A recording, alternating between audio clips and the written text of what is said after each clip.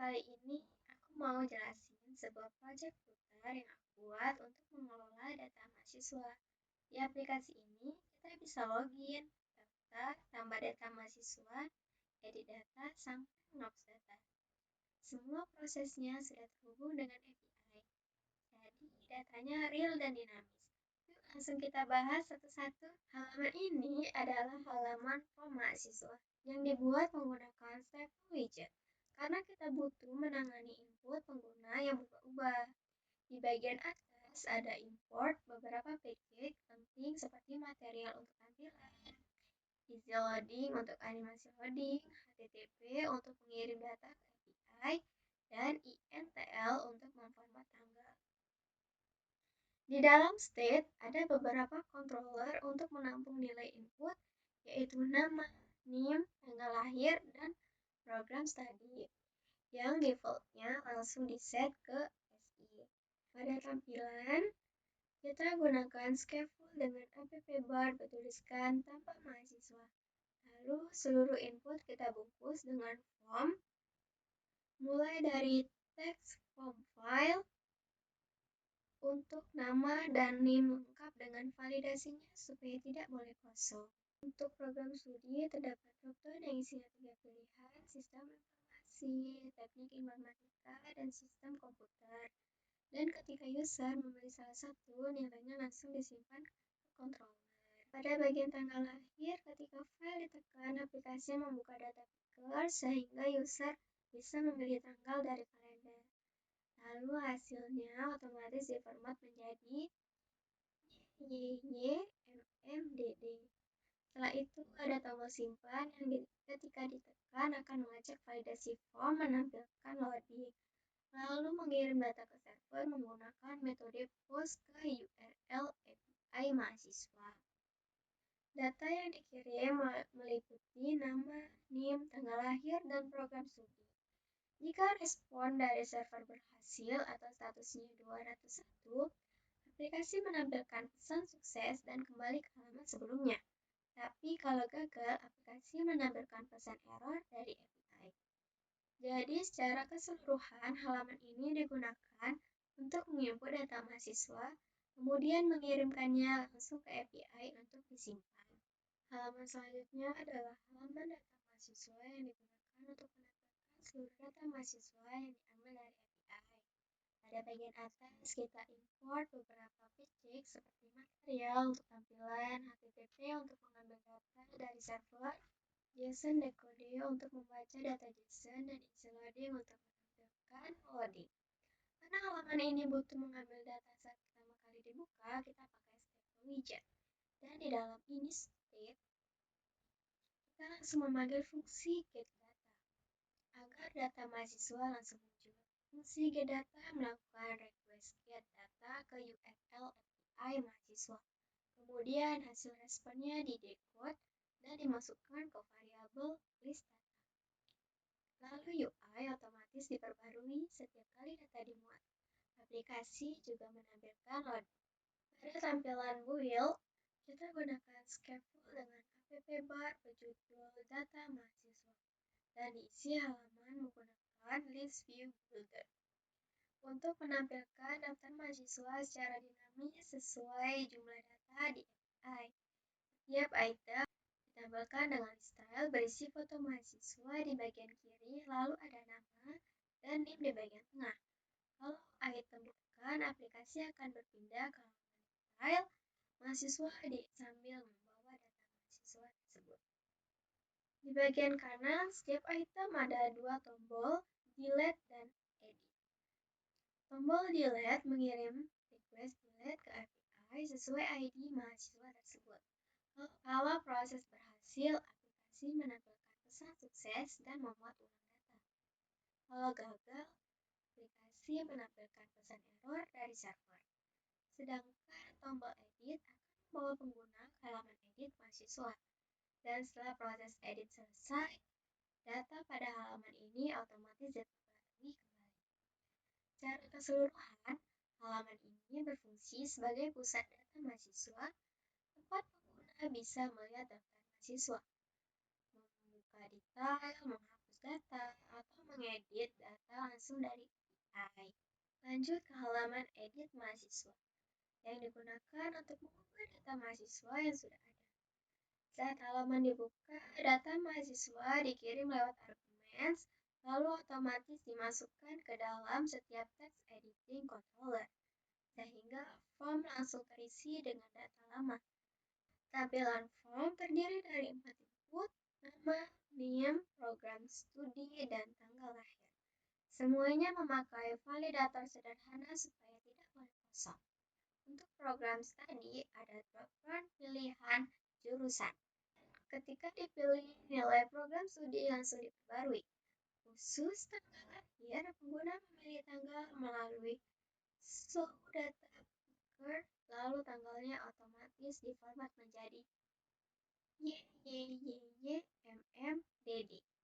Ketika tombol update data ditekan, form akan dicek dulu. Jika valid, aplikasi menampilkan loading dan mengirim request put ke API dengan membawa data yang sudah diperbarui. Kalau responnya berhasil, muncul notifikasi sukses dan halaman kembali ke daftar mahasiswa. Tapi kalau gagal, pesan error dari server akan ditampilkan. Secara singkat, halaman ini berfungsi untuk mengedit data mahasiswa lewat form yang sudah terisi otomatis, lalu mengirim perubahan tersebut ke API menggunakan metode put. Selain fitur mahasiswa, aplikasi ini juga memiliki halaman register user. Pada halaman register ini, pertama-tama kita mengimport beberapa package penting, yaitu material untuk tampilan UI, HTTP untuk mengirim data ke server, dan loading untuk menambahkan animasi loading selama proses registrasi berlangsung. Halaman ini menggunakan statement widget karena perlu menangani input pengguna yang terus berubah. 3 controller disiapkan untuk menampung teks dari user, yaitu controller untuk email, nama, dan password.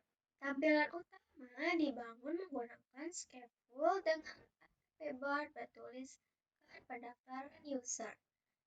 Di dalam body terdapat sebuah form berisi 3 teks profile, input nama, dan input password, di mana password disembunyikan menggunakan properti obscure text. Masing-masing file memiliki validator untuk memastikan kolom tidak dibiarkan kosong.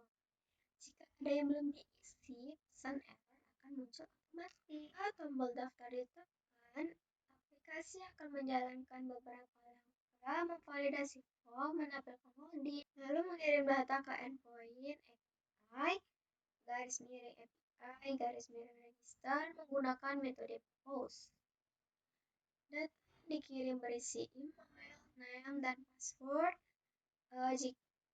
Jika server membalas dengan status 201, artinya registrasi berhasil dan aplikasi menampilkan registrasi berhasil. Namun, kalau server mengembalikan error, aplikasi akan menampilkan pesan error dari backend agar pengguna tahu apa yang salah. Di bawah tombol terdapat teks klik untuk login, yang berfungsi mengarahkan user ke halaman login jika mereka sudah memiliki akun. Terakhir, ada halaman login. Halaman login ini dibuat menggunakan statement widget karena kita perlu menangani input dari pengguna. Di dalamnya ada 2 controller, yaitu untuk email dan password. Pada tampilan utama, halaman menggunakan scaffold dengan APP bar bertuliskan login. Bagian body dibungkus dengan single child scroll view agar tampilan tetap bisa dimulir kalau layarnya kecil. Di dalamnya terdapat form berisi 2 teks profile, input email, dan input password. Untuk password digunakan obscure text true supaya teksnya tidak terlihat. Masing-masing file memiliki validator untuk memastikan kedua kolom tidak dibiarkan kosong sebelum login dilakukan. Tombol login ditekan, aplikasi akan memvalidasi form terlebih dahulu. Jika sudah valid, isi loading ditampilkan, lalu aplikasi mengirim request push ke endpoint API login dengan membawa email dan password yang dimasukkan user. Jika server membalas dengan status 200, berarti login berhasil dan pengguna diarahkan ke halaman home menggunakan push replacement name. Tetapi kalau responnya error, aplikasi menampilkan pesan error dari backend menggunakan isi loading. Di bagian bawah ada klik untuk register. Tombol ini mengarahkan pengguna ke halaman register jika mereka belum punya akun. Secara keseluruhan, halaman login ini bekerja sederhana. Validasi input, kirim data ke server, dan arahkan user ketika login berhasil. Jadi, ini adalah tampilan halaman pendaftaran user dari aplikasi yang kita buat. Di bagian paling atas, ada judul besar pendaftaran user yang memberitahu pengguna bahwa mereka sedang berada di halaman registrasi. Lalu, tepat di bawahnya ada tulisan registrasi sebagai subjudul supaya pengguna makin yakin bahwa ini adalah form untuk membuat akun baru. Tengah layar ada 3 buah teks file. Yang pertama untuk masukkan email, yang kedua untuk nama, dan yang ketiga untuk password. Ketiganya dibungkus dengan desain yang rapi, bentuk kotak dengan border tipis supaya tetap terlihat simpel tapi elegan. Di bagian bawah form ada tombol besar bertuliskan daftar. Tombol ini akan menjalankan proses registrasi ketika ditekan. Biasanya tombol ini juga akan menampilkan loading dari isi loading saat proses sedang berjalan. Setelah tombol daftar ada tulisan kecil atau klik untuk login yang berfungsi sebagai link jika pengguna sebenarnya sudah memiliki akun, jadi mereka bisa langsung pindah ke halaman login tanpa harus membuat akun baru. Tampilan keseluruhan dibuat dengan warna lembut dominan ungu pastel dan aplikasinya terasa lebih nyaman dipandang dan tidak terlalu mencolok. Baiklah, kita coba ya. Pertama kita masukkan email kita.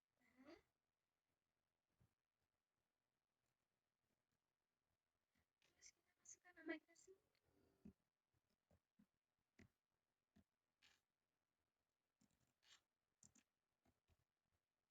dan password.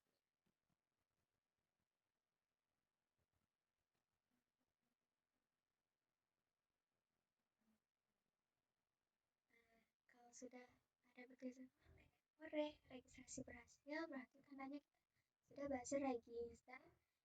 Klik untuk login. Masukkan email yang tadi kita buat ya.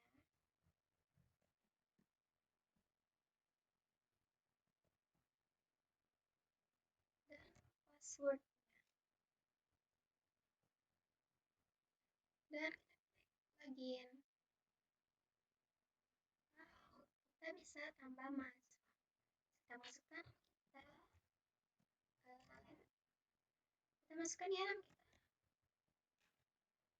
Link kita.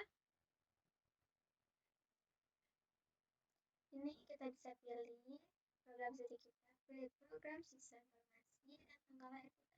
Bisa kalian pilih ya di sini. Ini bisa kalian klik untuk memilih tahun lahir kalian, bulannya apa, dan tanggalnya berapa. Klik simpan. Dan data berhasil disimpan. Kita lihat ya di data mahasiswa. Dan ini data yang kita buat tadi. Dan bisa kita edit. Kita mau edit nih. Kita tambahin aja ya. Putri. I-nya 2. Update data. Dan nama sudah di coba kita hapus.